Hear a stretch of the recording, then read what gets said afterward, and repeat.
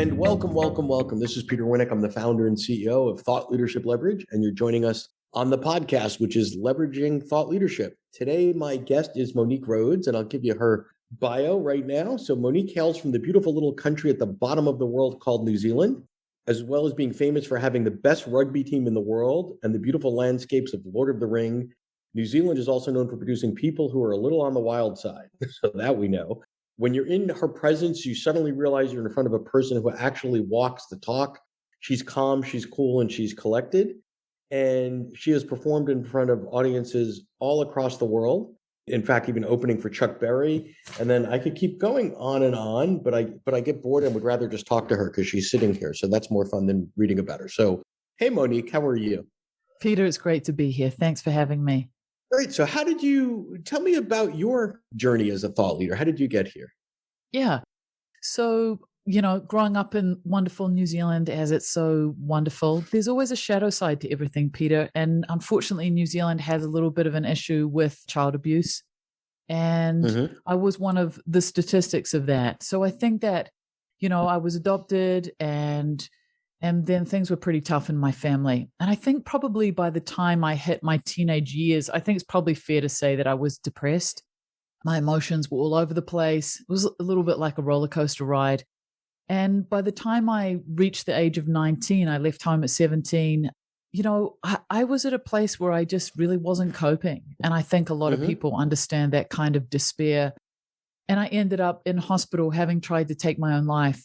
And when I was sitting in that hospital bed, I remember thinking, why is it that for some people, being happy is something that seems to come naturally in their life? And is it circumstances? Is it a predisposition that leads us to struggle or to be happy?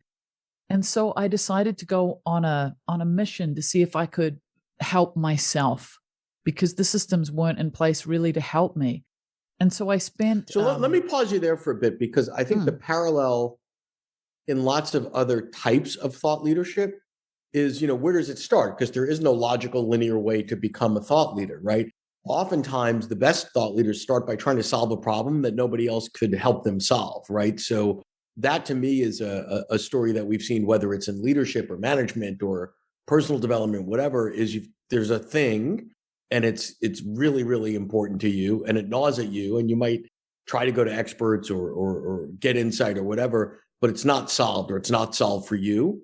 And there's the beginning of the journey. So that's sort of the act one, right? Yeah, absolutely. And I think that often when we look at these things that, thought leaders end up teaching, often they're things that I kind of wish we were taught at school, some of the basics and fundamentals that would really make a difference for young people in their lives, particularly with the, mental health crises that we're seeing that are happening at the moment. What an amazing thing if I didn't have to go on a 25-year journey figuring it out for myself and was, able to have a kind of a playbook.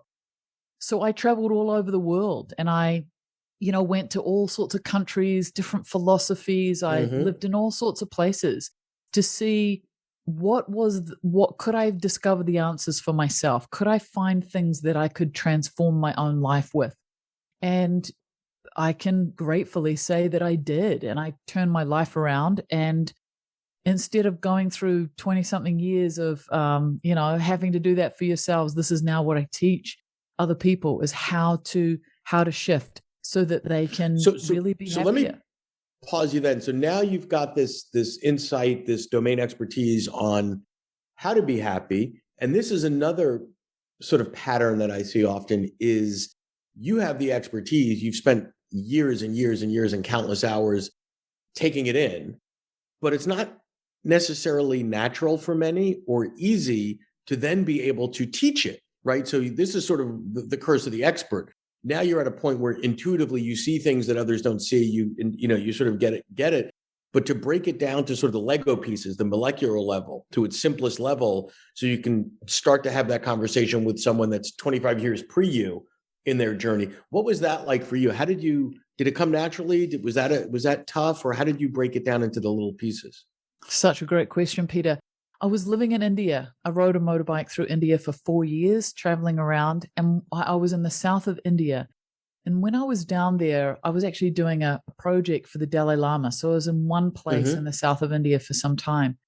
One day, these two girls came to me and they said, "We know that you sit on that rooftop every morning meditating, and we would like you to teach us." And I was like, "Absolutely not." And they came back 3 days in a row saying, "Please, please, will you teach us? Everyone here teaches yoga. No one's teaching meditation." And by the third day, in all honesty, I felt a little bit guilty. I thought, is it bad that I don't want to do this? But I did not see myself as a teacher in any way, shape, Right. or form. So I kind of relented and said, okay, come up tomorrow morning at 8 o'clock in the morning. They came up the next morning at 8 o'clock, and I taught the worst meditation class I think that was ever taught. I had no idea what I was doing. The next morning, they showed up again with two of their friends. And I was like, "What are you doing here?" And they said, "Well, we told our friends that you taught us yesterday and they wanted to come." And in that moment, something happened, Peter, that was really interesting. I felt so out of my depth in how to even teach this thing that had almost sort of been secret for me in a lot of ways. You know, a lot of the stuff that I'd studied, I didn't really talk about it. And what I did was I sat with them in my frustration that they were all there. And I talked to them about why I meditated. And it was such an epiphany for me because all of the passion of why this was such an important practice for me came out. And before I knew it, every morning there were 50 people on my rooftop, and I started teaching meditation. And I loved it. So this was sort of like a early version of viral marketing or whatever. Right? Yeah, I guess. But it's interesting that you say, teaching to a younger, to someone 25 years earlier, because most of these were young English kids who were in India between Expats. school and university. Yeah, just trying to figure their lives out. So I had to make it accessible for them. And that then led to me creating this program, the 10-Minute Mind, which is, my focus then was that age group. And this program's now in about 70 universities and colleges around the world. And then it was expanding that even further, saying, okay, well, meditation is one piece of this, but it's not the whole thing. And there's a whole lot of other things that we need to look at if we're really going to be happier. And so it kind of organically led into me teaching more and more what I'd been studying for all these years. From that rooftop teaching, maybe we don't want to market you as the world's worst teacher of meditation, right? Maybe that's probably not a good piece, but a couple things there. One is not everybody is naturally wired as a teacher. Some are and some aren't. And that's not a good thing or a bad thing. It's just some people are introverted or more research focused, or it's not their thing or whatever. But I think, you sort of leaned into it, figured it out. And I want to move to now and what the underlying business models are. So talk about sort of because now the two have combined, right? And this is a big piece, if not the piece, in terms of what you do. Tell me about how it's evolved and fast forward to, from a rooftop in India to today. Yeah. So I went to University College in London and was talking to them about the fact that I had this meditation program. And at the time, they had a live meditation class of about 20 people that they had, and they were looking for something to kind of access more people. And so I said to them, they actually said to me, if you've got a program, we want to buy it. And I didn't actually have anything really formally together. So I said to them, why don't we just spend a couple of months like trialing this program that I just trialed on about 30 people for a month. And so we did. And it was really amazing because they were hoping, we put it to their staff and students, and we were hoping to get an uptake of they said if we got 50 students signed up and 50 staff, we would be thrilled. And by the end of the month, we had 2,500 people had signed up for this trial. So what we saw was that there was this huge need there. And that was really, really powerful. And at the end of this trial period, I've got to be honest and say the feedback that we got brought me to tears from these students who had never really looked at their minds before, hadn't done this kind of work, found the program incredibly accessible and easy and only 10 minutes a day, and were seeing results. And that then made me realize this is what I've got to do. It's not what I had intended to do, but this is what I need to do because the signs were just so obvious and clear that, after all these years of studying, that I had something that people really related to.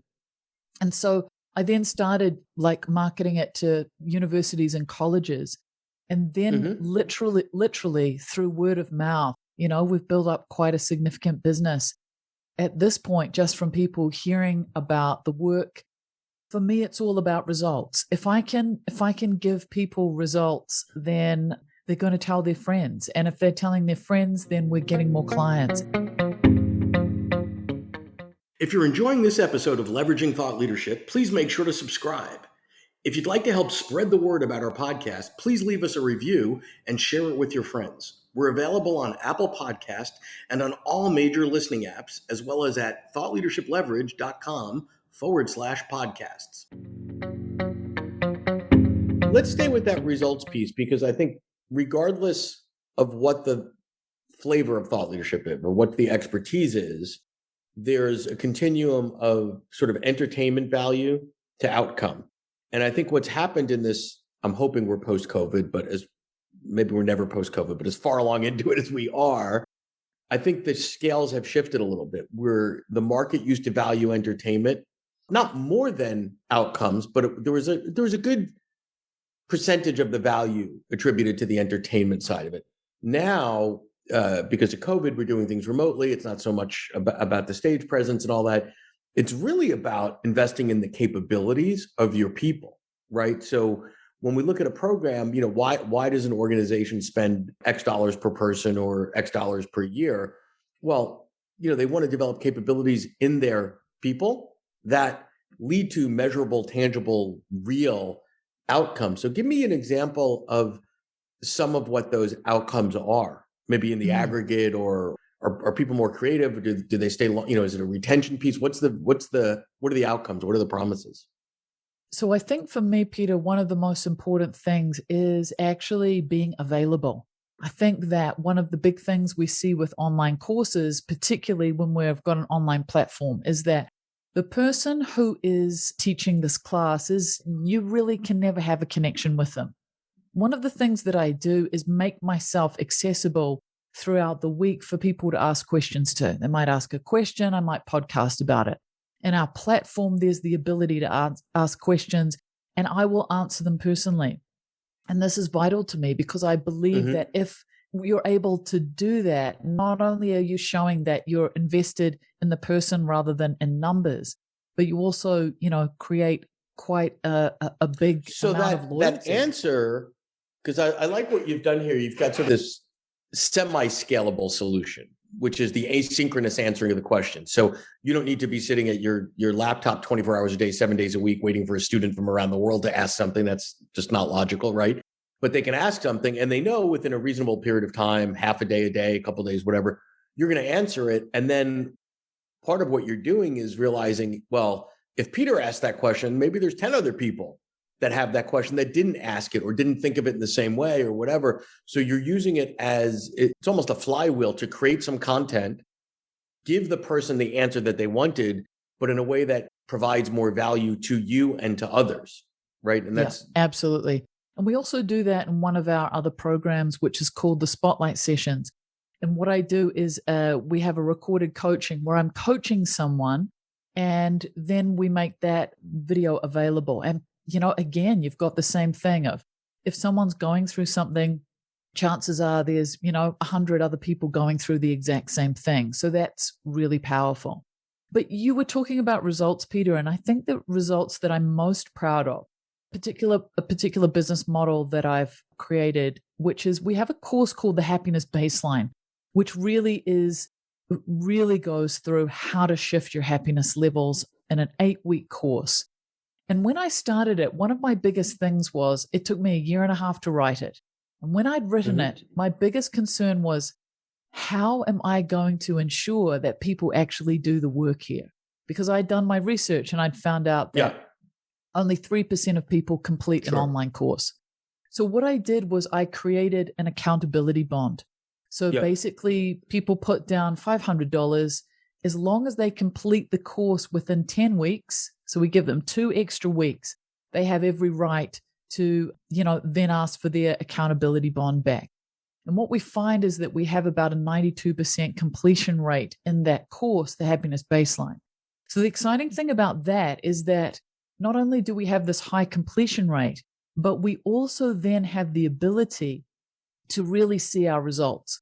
And what we do is we put people through the Penn State University happiness test at the beginning, and we put them through at the end. And to this date, we have a 100% success rate, and shifting that score 8 weeks later in a positive way. So what you're touching on now is critical. I want to pause there for a minute. So number one, when you start talking in language like baseline, pre and post, whatever, now you're meeting the folks that might be skeptical where they live. So let's say if it's at an organization, and I hate to beat up on the finance folks, but the finance folks are going to show me my ROI, whatever. And we talk about your program. Now, some might think they might have a bias that, ooh, this is woo-woo meditation. It's out there, woo-woo, whatever. But now you're saying there's a baseline. There's a validated instrument I'm going to deploy on the front end. By the way, it's not my instrument. I didn't make it up, so I don't have a horse in the race, right? It's Penn State. Have you heard of that? It's validated. It's been taken by tens or hundreds of thousands of folks. You're going to get a score on the front end. I'm going to do my magic. There's going to be a score on the back end. Clearly, the objective is improvement. I've got the data. I've got that. Most people can't talk in data language to the folks that need to hear it. And the outcome of that is they get frustrated, or there's a lot of finger pointing. Those damn CFO, they don't get it. And I think the burden is rightfully so on the thought leader to say, whether they get it or not isn't the point. How can I meet them where they are to tell the story in a language, in a way that will resonate? So I love what you've done there.